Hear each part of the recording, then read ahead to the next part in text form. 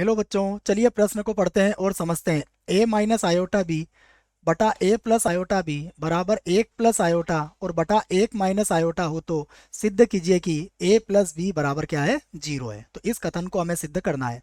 प्रश्न को हल करने से पहले प्रश्न के लिए हम मुख्य अवधारणा लिख लेते हैं बच्चों। तो देखो, प्रश्न की अवधारणा मुख्य अवधारणा में हम आयोटा के कुछ गुणों को समझेंगे बच्चों। मुख्य अवधारणा देखो, हमें पता है कि z बराबर होता है a प्लस आयोटा बी।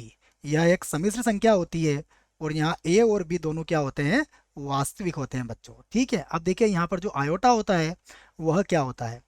जहाँ आयोटा जो होता है उसका मान होता है -1। ठीक है, तो ये वर्गमूल के अंदर -1 होगा। अब देखिए, अगर आप इसके दोनों पक्षों का वर्ग करते हैं तो आयोटा की घात 2 किसके बराबर हो जाएगा, -1 के बराबर हो जाएगा। अगर आप फिर से इसमें आयोटा का गुणा करते हैं तो आयोटा की घात 3 ये हो जाएगा माइनस आयोटा के बराबर। और यदि आप इसका वर्ग कर देते हैं तो आयोटा की घात 4 किसके बराबर हो जाएगा, 1 के बराबर हो जाएगा। तो बच्चों, आयोटा के बारे में अगर ये बातें आपको पता हैं तो हम इस प्रश्न को आसानी से हल कर सकेंगे। तो देखिए, अब क्या दिया है हमें, लिख लेते हैं हम।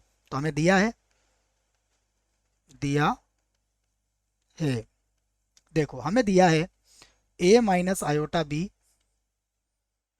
और बटा a प्लस आयोटा बी। ठीक है बच्चों, बराबर यहाँ पर है 1 प्लस आयोटा और बटे में आ जाएगा 1 माइनस आयोटा। ठीक है, देखो इसका गुणा कर लेते हैं। तो ये हो जाएगा हमारे पास a माइनस आयोटा बी, उसके बाद यहाँ होगा 1 माइनस आयोटा बराबर ये बनेगा a प्लस आयोटा बी और इधर गुणा हो जाएगा 1 प्लस आयोटा। ठीक है, अब देखो इसको गुणा कर लेते हैं आसानी से। तो a का गुणा 1 से करेंगे तो हमें मिलेगा a, फिर माइनस का a आयोटा हो जाएगा, फिर माइनस का b आयोटा हो जाएगा बच्चों, फिर माइनस माइनस हो जाएगा प्लस और ये बनेगा b और आयोटा की घात 2 बराबर फिर a से गुणा करेंगे तो ये हो जाएगा a प्लस ये हो जाएगा a आयोटा। यहाँ पर देखिए ये बन जाएगा b आयोटा और b आयोटा का जब आयोटा से करेंगे तो ये बनेगा प्लस का b और यहाँ बन जाएगा आयोटा की घात 2। ठीक है बच्चों, अब देखो यदि कुछ कट रहा है बच्चों तो आप उसे आसानी से काट सकते हो। देखें यहाँ पर क्या क्या कट रहा है। सबसे पहले देखो बच्चों, a से a कट जाएगा हमारे पास।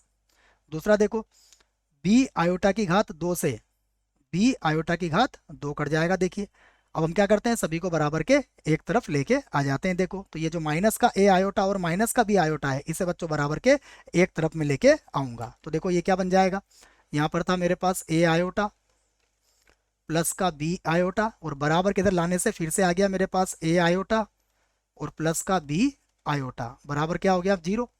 यहाँ से देखो जब इन्हें जोड़ेंगे तो ये हो जाएगा 2a आयोटा और प्लस इन्हें जोड़ने पर आ जाएगा 2b आयोटा बराबर कितना होगा, 0।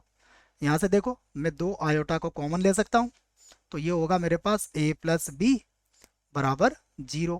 तो देखो अब 2 आयोटा को बटे में ले आओ बच्चों, तो ये बन जाएगा हमारे पास a प्लस बी और बराबर हो जाएगा 0/2 आयोटा।